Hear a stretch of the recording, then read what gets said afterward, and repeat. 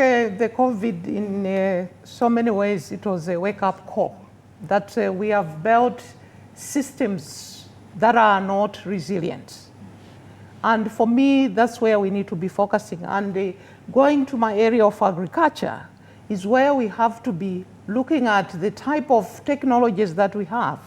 That can these technologies work, for example, in terms of the lockdown? So I mentioned the area of digital agriculture, that during the lockdowns, we were able to send some of the messages around guiding farmers on good agronomic practices, giving them climate information on what varieties they need to choose, giving them information on nutrition. Right. That is something that we need to harness within these agricultural systems. Then other thing that we need to do is where we are even looking at this from the policy that we have today. Can these policies sustain even the new technologies that we are actually developing? Right. So in the area of science, where we are actually putting a lot of effort in developing new crop varieties, new improved water management, soil management, we need to have a lot of capacity. And that capacity, governments, they need to be very deliberate to say we are investing in women in science, young people in science. And finally, we need to have a place where we have networks.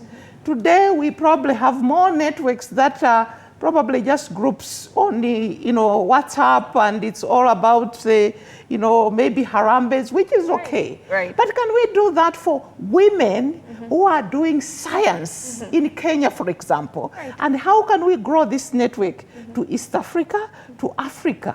And that platform becomes a place where they exchange a lot of knowledge, a lot of innovations, and even globally.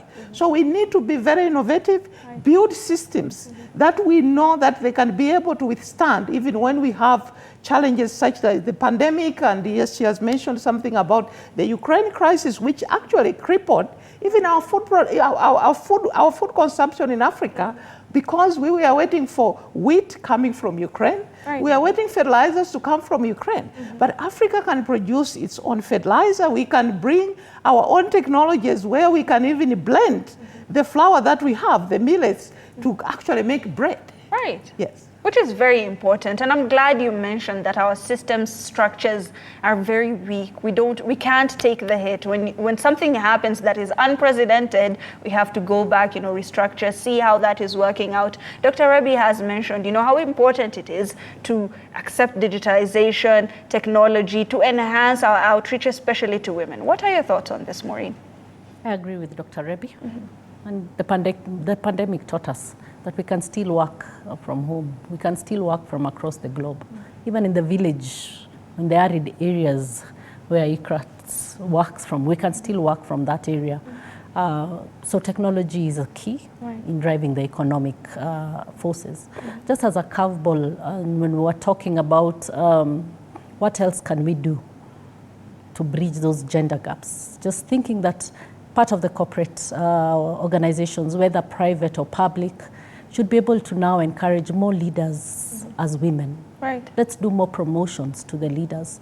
One thing we have as female, an advantage we have, is that we lead with empathy. Right.